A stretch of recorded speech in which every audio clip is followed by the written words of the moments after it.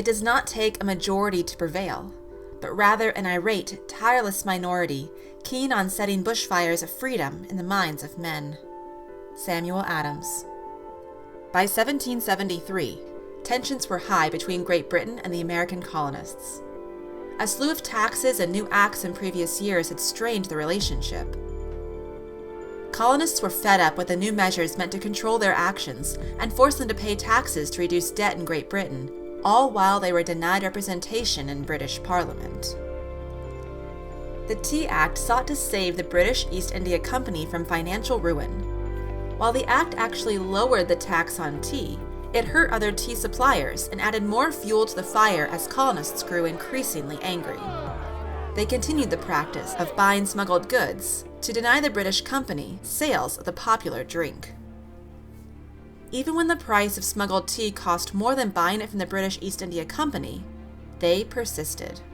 Their message was loud and clear. Meanwhile, a group of patriot revolutionaries led the charge against Great Britain and plotted ways to protest and sabotage British efforts. They called themselves the Sons of Liberty.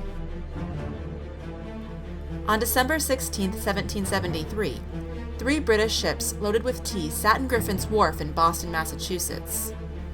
On land, American colonists protested the British tax and voted to refuse the tea to be unloaded into the port. After nightfall, members of the Sons of Liberty dressed up as American Indians and boarded the ships.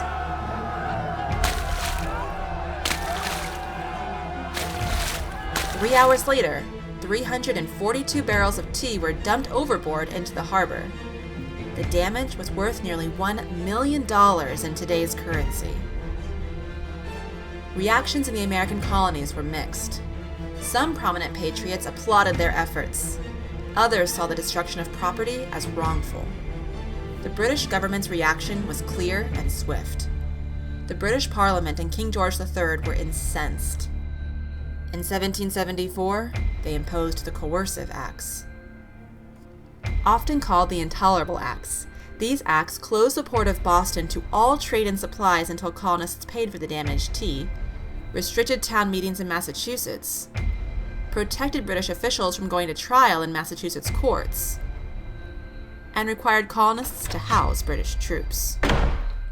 Other colonists became inspired by the acts of the Sons of Liberty and dumped tea into harbors across the colonies. Great Britain and the American colonies found themselves in increasingly hot water. Just a few short years later, trouble would brew into an outright war, and the penalty would be steep.